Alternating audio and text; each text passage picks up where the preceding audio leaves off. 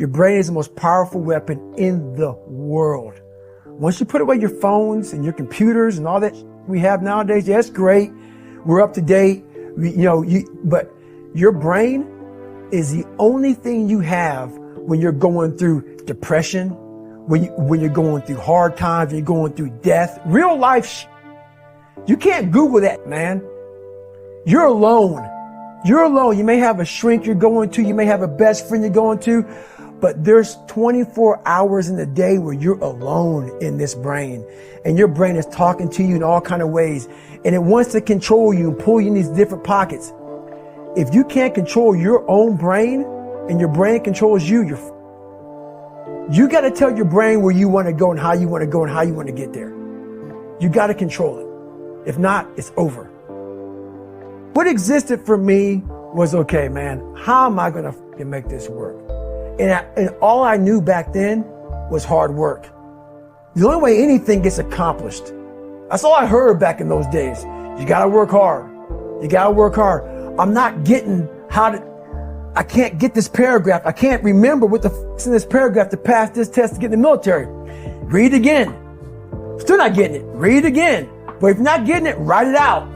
And that's how I started learning. Okay, well, I got to write out everything I do. And then write it out again. And write it out again. And guess what happened? I got it.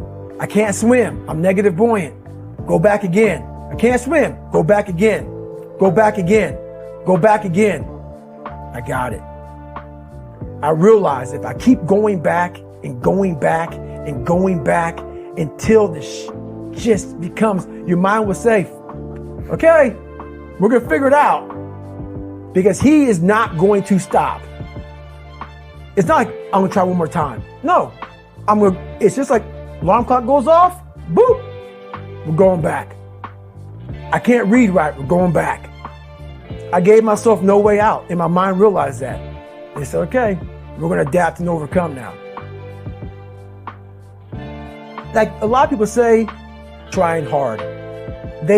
Your mind knows, man. It knows this guy's bull. Man, this guy's lying. There's no truth behind it. When I was in Navy SEAL training, people go, how were you there for 18 months? The program was only 6 months long. You were in 3 hell weeks in 1 year. No one's ever done that. How did you do that? I talk about the new norm. When I lived in a $7 a month place when I was growing up for a short period of time, I loved it. I didn't know any different. That was my norm. Once we moved out of that place, we moved to a $236 a month place. I was like, I never want to go back to that little piece of shit. But if you go back to that $7 a month place and you realize this is where I live, this is all I got, your mind says, roger that, this is home. So when I was going through Navy SEAL training for 18 months and going back through all the hard parts over and over again, I told myself after the first time, I knew it was going to be a long journey there. My body was breaking down. It was just how it was going on. I said, you know what? This is my new norm. So my mind said, it's like going to work. Like you go to work, you put your suit and tie on. I go into suffering every day. Every day, suffering, being broken, duct taping my feet up, stress fractures, shin splints, being broken. This is my new norm. And your mind says, if we're not broken, this ain't normal.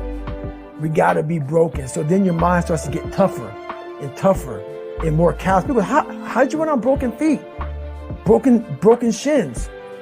My mind knew this is how we operate. We're in Navy SEAL training. This is what we are. I became hell. And that became my new norm. I gave myself no way out. There was nothing outside these walls of hell. Nothing. I loved God, but for a short period of time, I became the devil, because that was hell. I became the boss, the owner, the CEO of Navy SEAL training. That was my mindset. And that's how you get through things. You immerse yourself in wherever it is, and you become that. You become that and give yourself no way out. When I was 297 pounds and I was fat as hell trying to be a Navy SEAL, the scariest thing in the world to me, even to this day, was that could have been the rest of my life. I thought then I was trying hard. That's the scariest thing in the world. I thought then 297 pound, working for Ecolab, spraying for cockroaches, making $1,000 a month. I thought that was me at my 100% potential. Come to find out, a few years later, I wasn't anywhere near that. 106 pounds less, graduated Navy SEAL training, went on to do all these other things. Looking back on that, that was me trying hard. That's why people got to understand what is in us. We have no idea until we start trying hard. And I mean really trying hard, where you're obsessed with, hey, this is my new norm. My new norm is that, wow, this isn't always fun. It's not always meant to be fun. And that's when you know you're trying hard. People hear my story and think this guy is sadistic. I realized how the brain works. I figured out how the brain works. I'm a scared kid, and that's what gives me so much power. I had no foundation, and I built this off of just researching the mind. The feeling you get is basically invincibility. You realize that you can't do it all the time.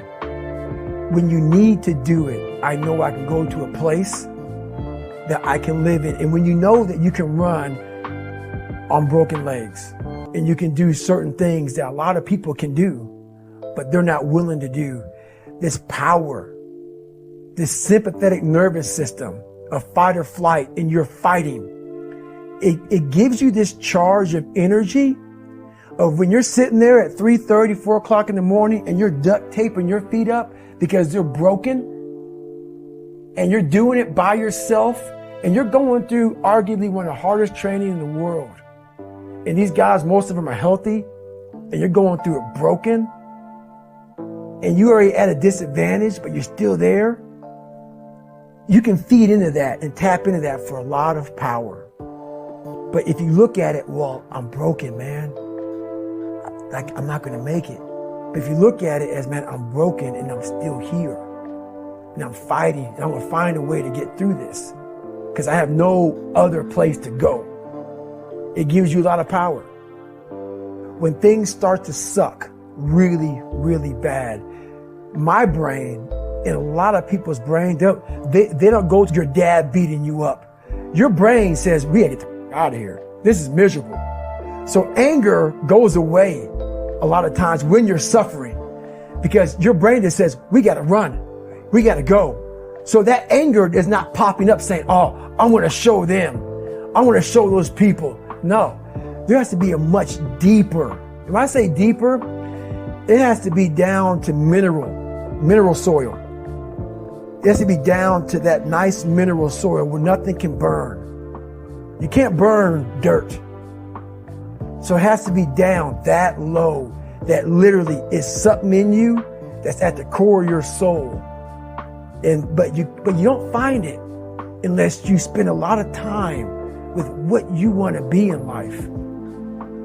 I can't give that to you. Right. You can't give it to somebody. When you find your true passion in life, and my passion for me was like, oh, I want to be, I don't give a Navy SEALs, Army, I don't give a shit.